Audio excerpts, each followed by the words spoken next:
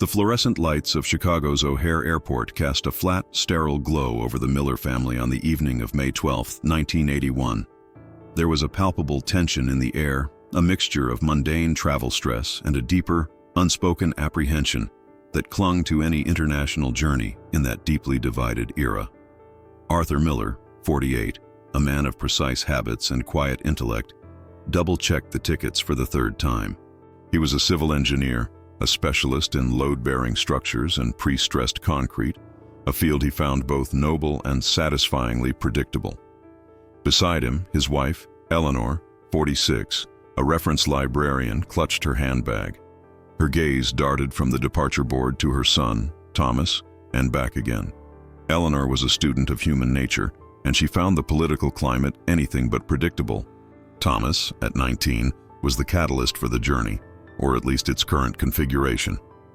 He was a second-year student at Northwestern, majoring in German literature, and he possessed an idealistic, almost romantic curiosity about the other Europe.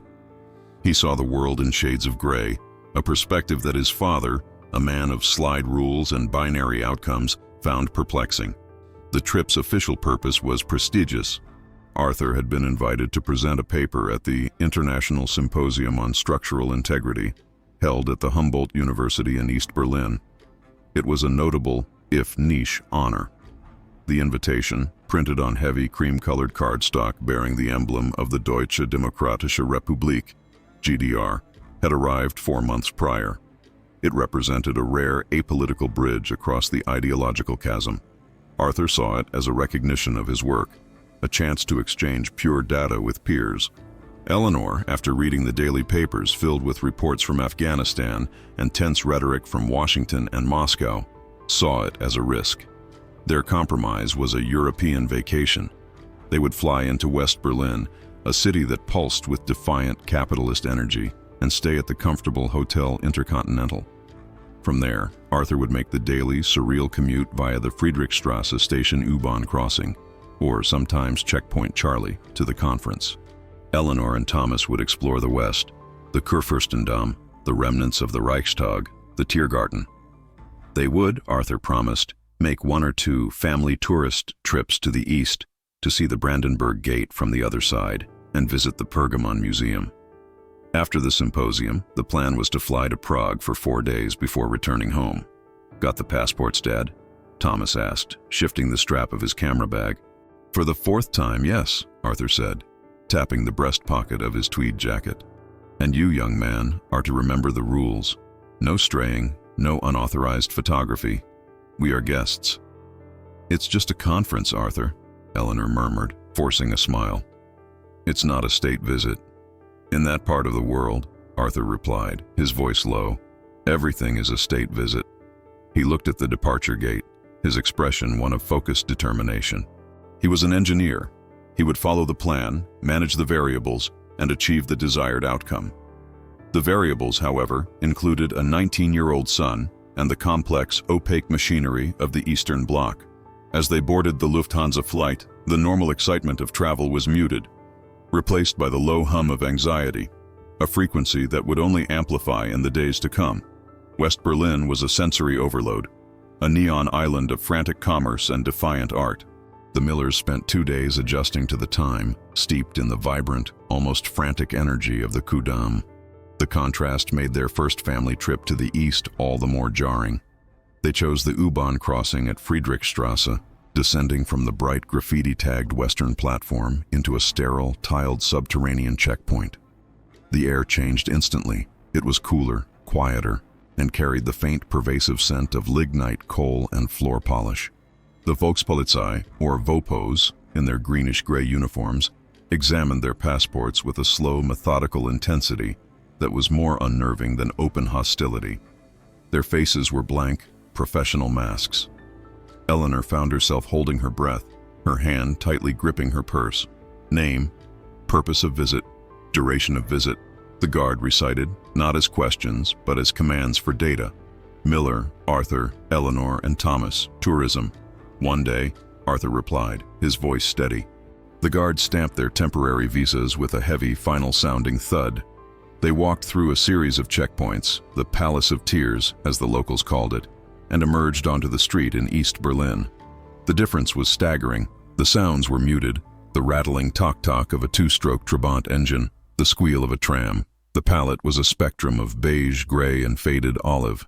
Grand, pre-war buildings, still bearing the pockmarks of old conflicts, stood next to functional, prefabricated Plattenbauten apartment blocks. Thomas was captivated. He lifted his camera, a solid Pentax K1000. "Mom, Dad, look at the architecture. It's monumental." He aimed his lens at the Fernsehturm, TV tower, at Alexanderplatz, a safe, tourist-approved subject. But as they walked, his artist's eye was drawn to the details. The stark lines of a guard tower visible over a nearby wall, the uniformed men patrolling in pairs. Near the Brandenburg Gate, closed and stranded in a desolate no-man's land, he raised his camera toward the barrier itself. Instantly, a sharp whistle cut the air. A young Vopo officer marched toward them, his expression severe. "Nicht fotografieren! Keine photos!" He pointed at the camera, then at the signs forbidding photography of the border installations. "Your camera, please." Arthur's face flushed. "Thomas, what did I tell you?" "I'm sorry, The camera," the officer repeated, his hand outstretched. Arthur nudged his son. Thomas, pale and embarrassed, handed it over. The officer didn't confiscate it. He expertly opened the back, exposing the roll of film to the daylight, destroying the images.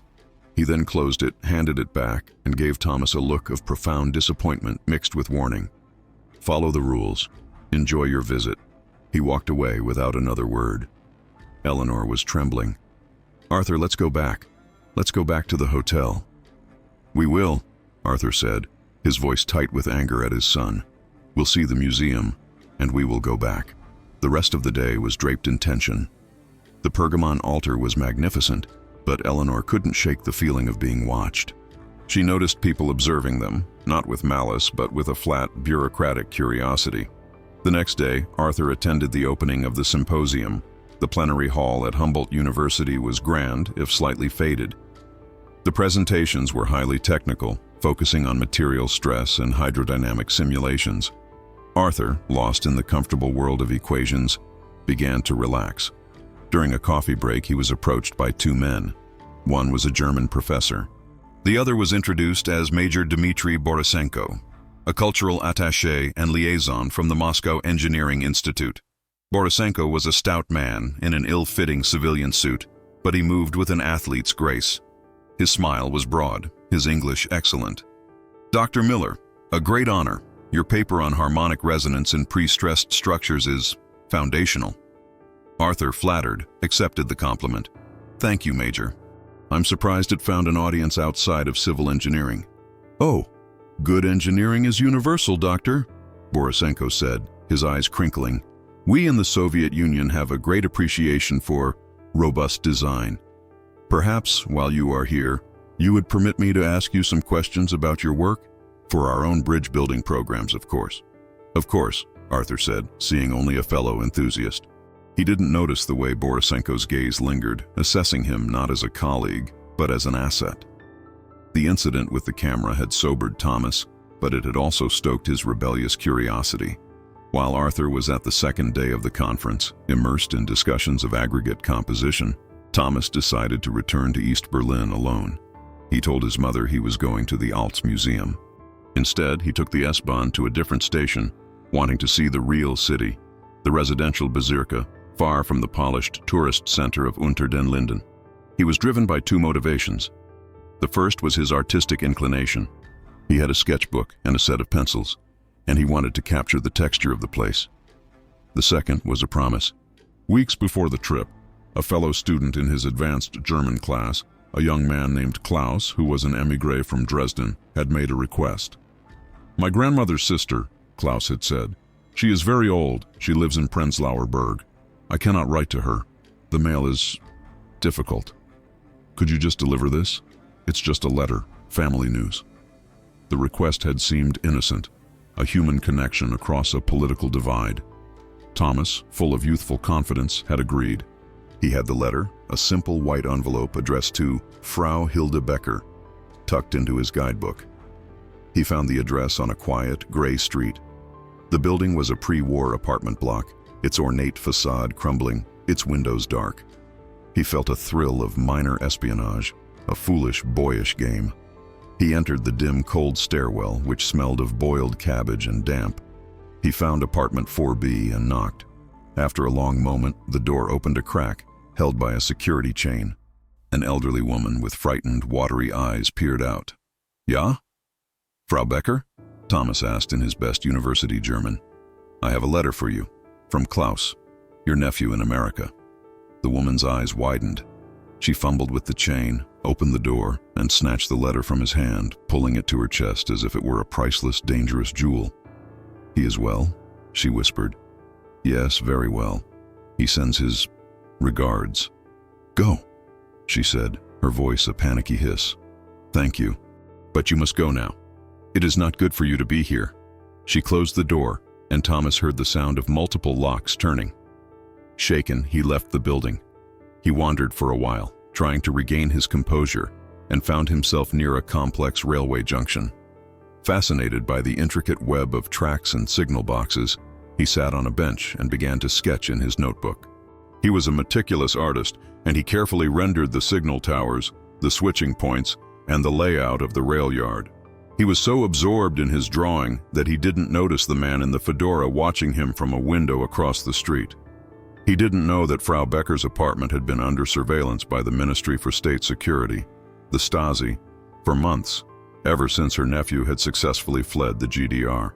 He didn't know that the innocent letter had triggered an alert, or that the old woman's building was home to an inoffizieller Mitarbeiter, IM, an informal collaborator, who dutifully reported every visitor.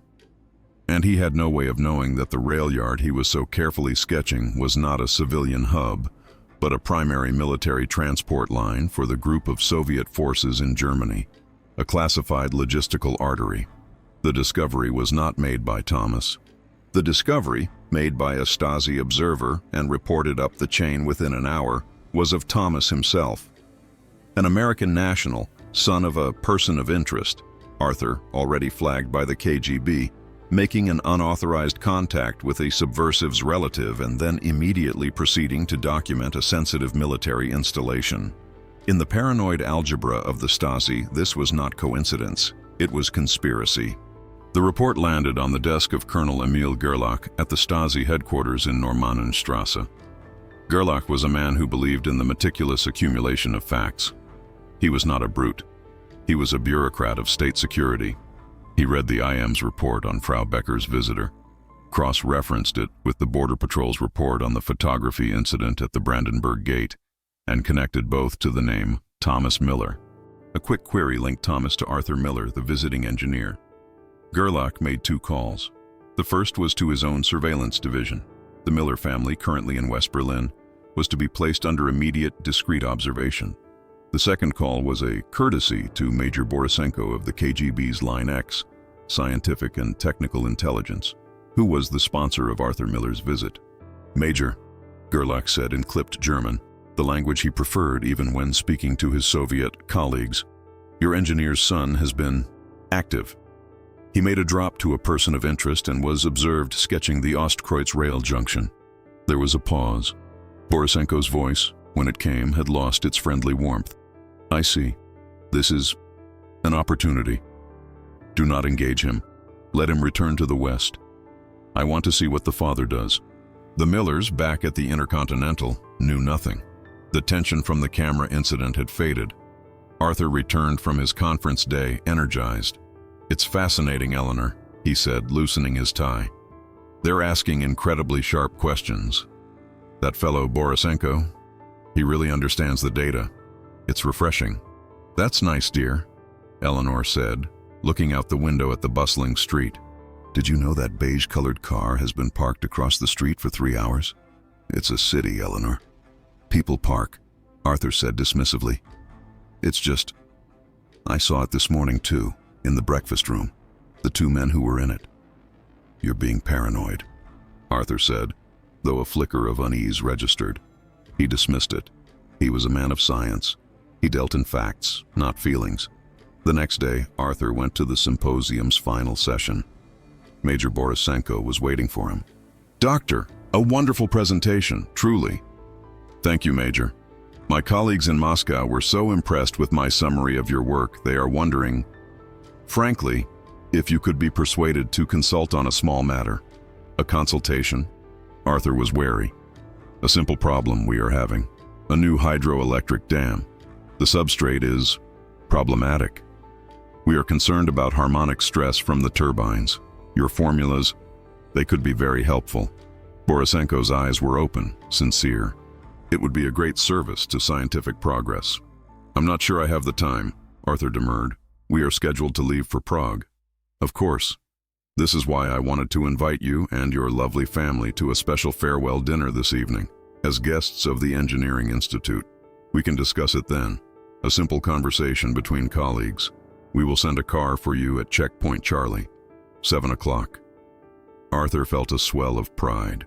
This was the recognition he deserved. "A dinner? That's very kind. Yes, Major. We will be there." He returned to the hotel and told Eleanor. Her blood ran cold. "A dinner? In East Berlin? At night?" "Eleanor, it's an honor. He's a scientific liaison. It's perfectly normal." "Arthur, that car is still there." "It's a taxi stand." Arthur snapped, his patience thin. "We are going. It would be rude to decline. Thomas," he called to his son, "wear a tie." Eleanor packed a small overnight bag, just in case. She didn't know why. She just did. As she packed toothbrushes and a change of socks, she felt a profound, illogical dread. She was a librarian. She knew how to read the subtext. And the subtext of this invitation felt terribly, irrevocably wrong. At 6:45 p.m., the Miller family stood at Checkpoint Charlie. The gritty, floodlit crossing point felt different at night. It was less a bureaucratic hurdle and more a stark, dramatic stage set. At 7 precisely, a black Volga sedan, a car synonymous with Soviet officialdom, pulled up on the eastern side. The driver, in a plain suit, got out and opened the rear door, nodding to them. "See? Punctual," Arthur said, trying to inject normalcy into the moment. They passed through the GDR checkpoint.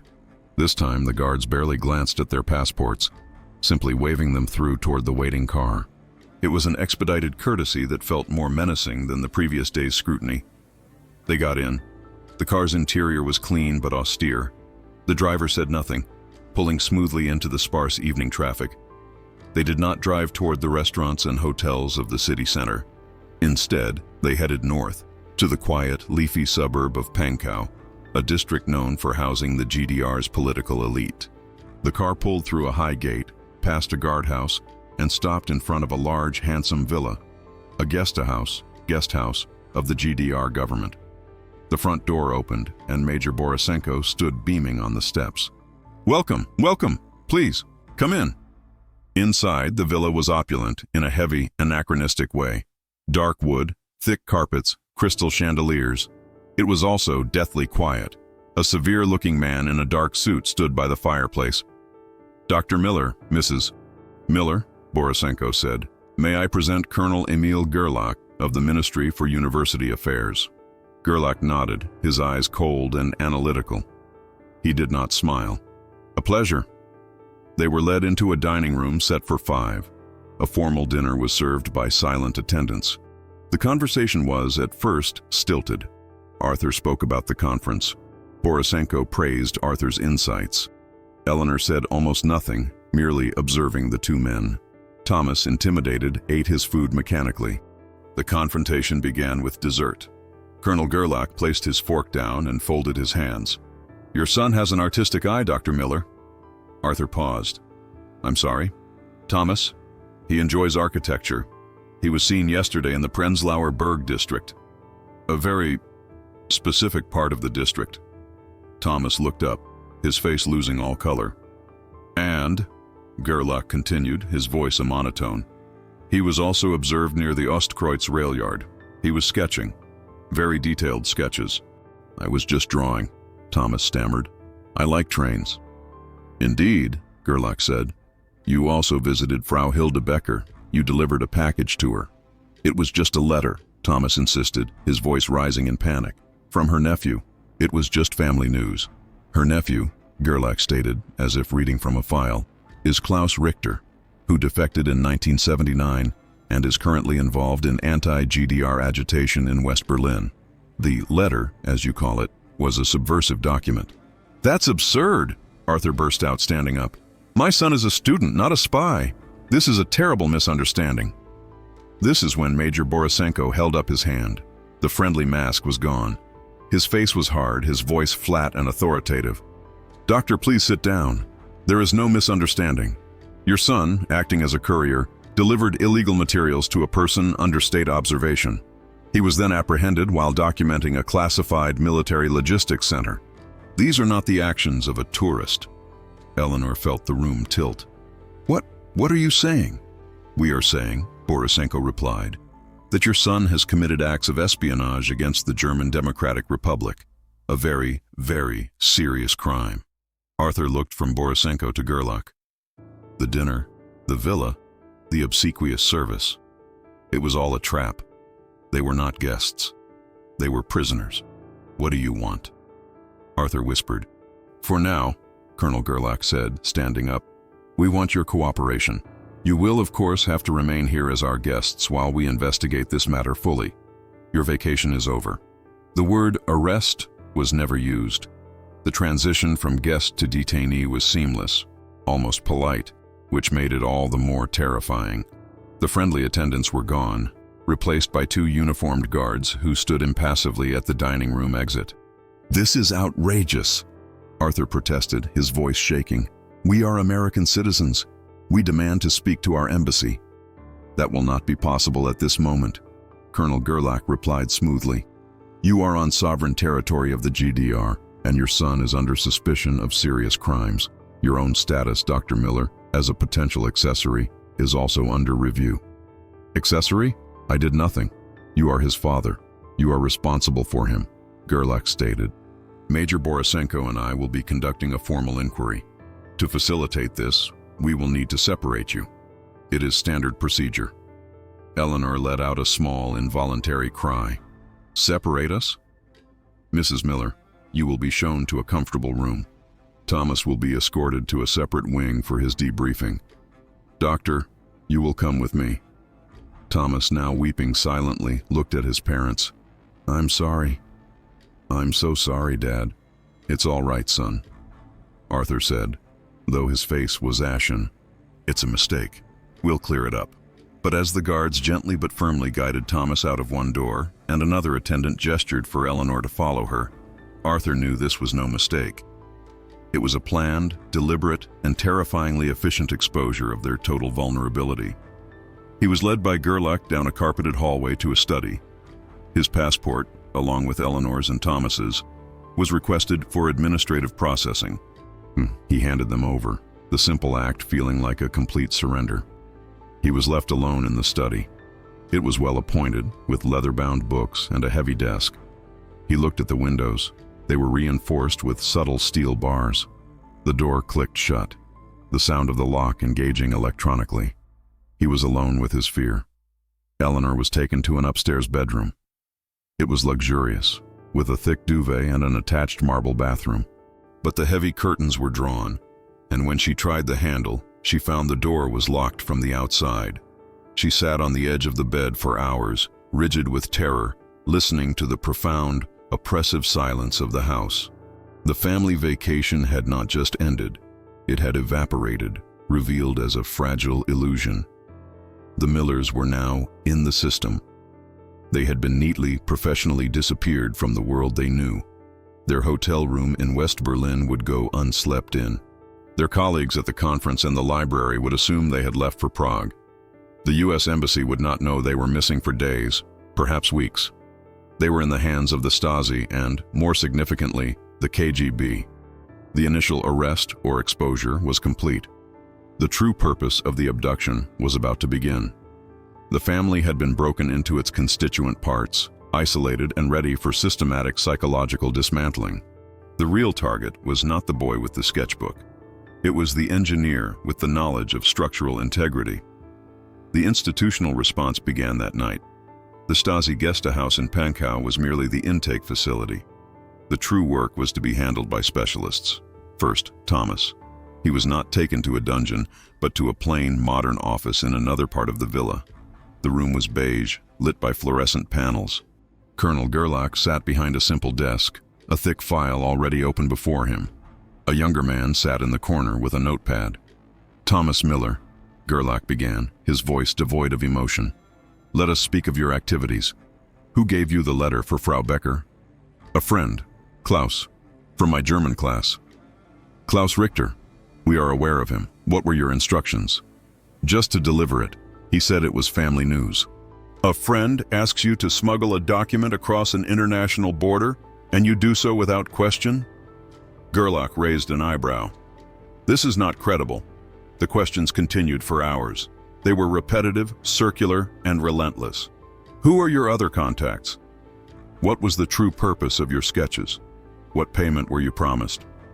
Thomas's denials, his explanations, his apologies, all were met with the same cold disbelief.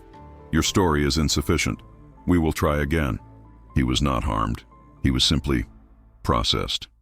He was given bland food, allowed to use a washroom, and then returned to the chair. When he grew too exhausted to speak cohesively, he was allowed 4 hours of sleep in a small monitored room, only to be woken and brought back. This was Zersetzung, or disintegration, the Stasi specialty of psychological erosion. Eleanor's interrogation was different. She was visited in her room by a stern-looking woman who introduced herself as Frau Dr. Lenz. She was a psychologist. "Mrs. Miller," Dr. Lenz began, her tone almost sympathetic. "Your son is in a very serious position. Espionage is a capital offense in the German Democratic Republic." Eleanor's breath hitched. "He's not a spy. He's a boy. The law does not distinguish. He has compromised state security. However, his fate is not yet sealed. You can help him. You can help us understand your family's situation." The questions were about Arthur. "What is the true nature of your husband's work? Is he involved with military contracts? Does he meet with government officials in Washington? Why was he really invited here?" Eleanor, the librarian, recognized the tactic. They were hunting for leverage. She told them the truth. He was a civil engineer. He designed bridges. He was apolitical. Her answers were truthful and therefore, to her interrogators, useless. "You are not being forthcoming, Mrs. Miller," Dr. Lenz would sigh. "This will not reflect well on your son's case." The main event, however, was Arthur. He was left alone in the study for 12 hours, long enough for his anxiety to peak. Then the door opened, and Major Borisenko entered, carrying a briefcase. He was alone. "Dr. Miller, Arthur." "This is a very unfortunate business," he said, sitting in the armchair opposite Arthur. "Your son has been extremely foolish. He's a 19-year-old kid, Major. This is a misunderstanding." "Colonel Gerlach does not believe in misunderstandings," Borisenko said. "He is a German, very precise. He is building a case, a public trial. It will be very unpleasant, for your son, for your wife." Arthur felt a cold dread. "What do you want?" "I am not a policeman, Arthur. I am an engineer. I am not interested in your boy's silly games." Borisenko leaned forward. "I am interested in you, in your mind." He opened his briefcase and took out a set of technical drawings. They were not for a bridge or a dam. They were schematics for a subterranean reinforced concrete structure. A silo. "We have a problem," Borisenko said, as if they were back at the conference. "A technical challenge. We are building new storage facilities, deep underground. The geological pressures are immense, and we are concerned about resonance from nearby industrial activity." Arthur stared at the blueprints. He knew exactly what he was looking at. This was a missile silo. The industrial activity was a nearby ICBM launch, or more terrifyingly, a nuclear counterstrike.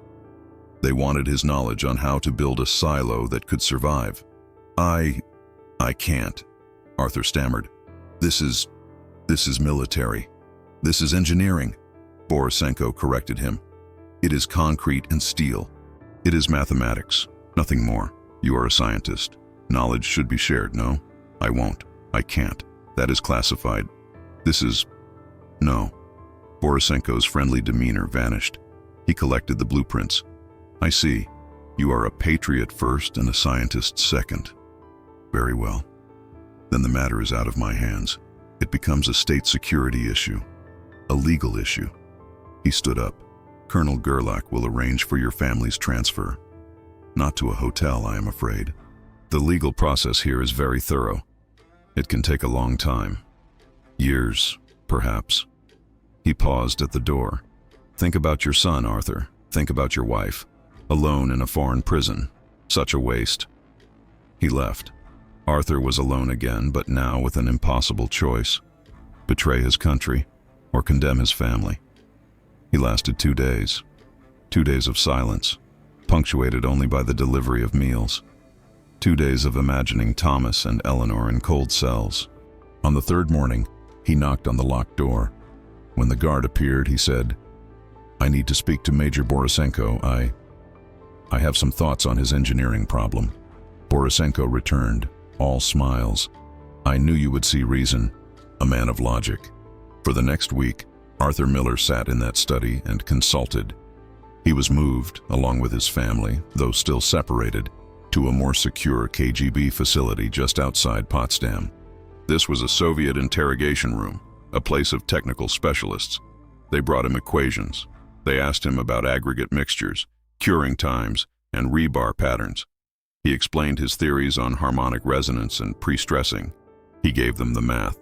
He did it, he told himself, to save his family. But as he drew the equations on the chalkboard, he made one tiny intentional omission. A single variable in a complex formula, a coefficient related to the dampening properties of a specific quartz aggregate, he altered by a decimal point. It was a subtle flaw. It would, he calculated, make the finished structure approximately 8% weaker than designed. It was enough, he prayed, to satisfy Borisenko, but perhaps, just perhaps, enough to cause a catastrophic failure under the exact conditions they feared. It was all he had left. After a week, Borisenko reviewed the final calculations. He beamed. Excellent, Dr. Miller. Truly brilliant. You have been a tremendous help to international science. I believe the misunderstanding with your son has been resolved. The resolution was as swift and disorienting as the capture. 2 days after Arthur's final consultation, the guards came for him, Eleanor and Thomas, collecting them from their separate quarters. They were brought together in a sterile waiting room. They stared at one another. In just under 2 weeks, they had aged years. They were pale, thin, and hollow-eyed. Thomas rushed to his mother, who held him tightly, her body shaking. Arthur stood apart, looking at his hands, stained with chalk and shame. Mr. and Mrs. Miller, Thomas Miller, a Soviet official in a uniform, said, reading from a paper. The investigation by the relevant organs of the German Democratic Republic has concluded. It has been determined that your son's actions, while misguided, were not undertaken with malicious intent. His poor judgment has been noted. Your family's visas have expired. You are to be expelled immediately. They were not offered their luggage from West Berlin. They were given back only what they had with them, their passports and the clothes on their backs. Eleanor's overnight bag had been confiscated. They were put not in a Volga, but in a small, windowless van. They drove for hours, not west toward Berlin, but north. The van stopped. The doors opened. They were in a clearing, in front of a simple striped barrier. A sign read, Valama. They were at a remote border crossing into Finland. Proceed, the official said. They stumbled out of the van. Arthur, his engineer's mind still working, noted the date. May 29th, 1981. They had been guests for 17 days. They walked, dazed, across the border. A Finnish guard, looking baffled, examined their American passports and waved them through. They were free. The U.S. Embassy in Helsinki was activated. The Millers were whisked away, placed in a secure safe house.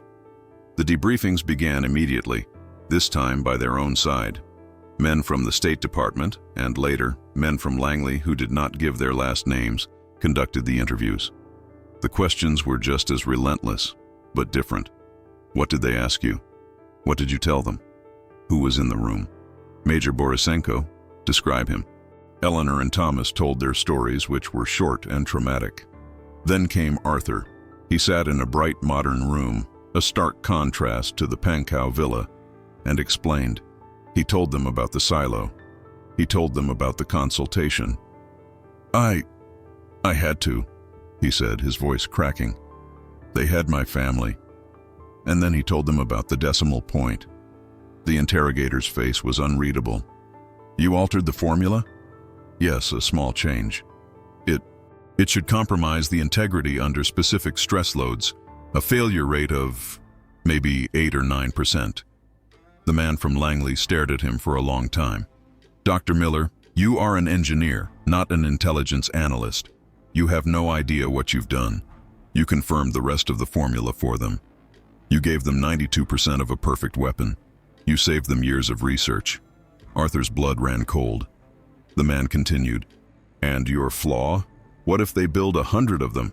9% failure means 91 of them work perfectly. You gave them an acceptable loss ratio. You didn't sabotage them. You optimized their design.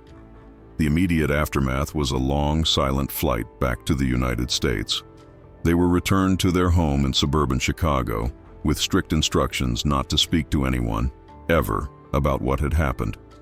It was, they were told, a matter of national security. The vacation to Prague was simply canceled. The Miller home, once a place of academic comfort and quiet routine, became a prison of its own. The shared trauma did not bind the family together. It became a toxic, radioactive core they all silently orbited. The silence of the Pankow Gästehaus had followed them home. Arthur returned to his engineering firm, but his world had changed. A month after his return, he was visited by 2 men from the FBI. His security clearance, required even for federal bridge and dam projects, was under review. He was quietly, politely, moved from design work to materials procurement analysis, a dead-end job in the basement. His colleagues, sensing the subtle chill, kept their distance. Arthur, the man of precision, was now a compromised asset, a man with a question mark permanently attached to his name. He never led a project again. Eleanor, the observant librarian, became a recluse. She quit her job. She found she could no longer bear the casual, open atmosphere of the library, the trust of the public. She saw suspicion everywhere. She would stand at her living room window, just as she had at the Hotel Intercontinental, watching the cars that passed, convinced the beige Trabant had been replaced by a brown Ford sedan. She and Arthur stopped speaking about anything of substance, their marriage reduced to shared meals and the rustle of newspapers. Thomas bore the crushing weight of the guilt. He dropped out of Northwestern. He could not stand the sound of the German language. It made him physically ill. He moved to a different city, taking a simple job in a bookstore, trying to disappear. He never sketched again. The letter, the innocent, boyish favor, had cost his family everything. He never found out what happened to Klaus, his student friend. He was too afraid to ask. Years passed. The world changed. In November 1989, they watched on television as the Berlin Wall was breached. Eleanor wept, the first time Arthur had seen her cry since their release. It was not joy. It was the release of a pressure that had been building for 8 years. In 1992, after the fall of the Soviet Union, the Stasi files were opened. Thomas, now 30, felt a desperate need to know. He flew to Berlin, to the new unified Germany. He went to the Stasi Records Agency. After weeks of paperwork, he received a file. It was thin. His name was there. So was his mother's. But his father's file was almost empty. He did, however, find the file on Frau Hilde Becker. He learned she had been arrested the day after his visit, charged with maintaining illegal contacts with subversive elements abroad. She was sentenced to 2 years in a state facility, where she passed away from respiratory failure in 1983. Arthur, reading a technical journal in 1995, saw an article analyzing the decommissioned Soviet SS-24 Scalpel ICBM. The article spoke of its revolutionary silo-basing system, known for its unprecedented resilience to ground shock. The design had been finalized in late 1981 and deployed shortly thereafter. The author praised the robust and elegant concrete engineering. Arthur put the journal down and went to his garden. He never knew if his decimal point had mattered, or if the man from Langley was right. He suspected with a cold, hollow certainty that it was the latter. The story of the Miller family was not a headline of the Cold War. It was a footnote, buried in the classified archives of 3 nations. They were not spies, heroes, or villains. They were a resource. Their ordeal was not a product of individual malice, not really, but of a vast, impersonal, and paranoid system. The state security apparatus, both the Stasi and its KGB overseer, operated on a relentless logic of utility. The Millers' family vacation was not seen as a human event, but as an opportunity. Thomas's idealism was a security flaw to be exploited. Eleanor's fear was a lever. Arthur's knowledge was a prize to be extracted. The confrontation was not about justice, it was a negotiation for an asset. The interrogation room in the end was not just the physical study in Pankow or the technical facility in Potsdam. It was the impossible choice presented to Arthur. The betrayal of his principles versus the safety of his family. He chose his family, a human decision. And in doing so, he was forced to collaborate with the very system that was oppressing them, becoming a cog, however small, in the machine. This was the true, subtle victory of the apparatus, not just to extract information, but to force a moral compromise to make the victim complicit. The system did not just detain them, it broke them, and then it released them, knowing the real damage was permanent. The paranoia, the suspicion, the guilt, and the silence were the true walls they could never escape. The Berlin Wall fell, but the invisible walls that had been erected inside the Miller home remained standing. The Cold War is often remembered as a global standoff of nuclear-armed titans. But its true history is written in the small, personal tragedies of people like the Millers. Ordinary individuals who, by chance or by a single, simple mistake, found themselves caught in the gears. Their vacation was a fragile bubble of normalcy, and when it burst, it exposed the cold, analytical, and inhuman reality that lay just beneath the surface, a reality that saw a family not as people, but as a problem to be solved.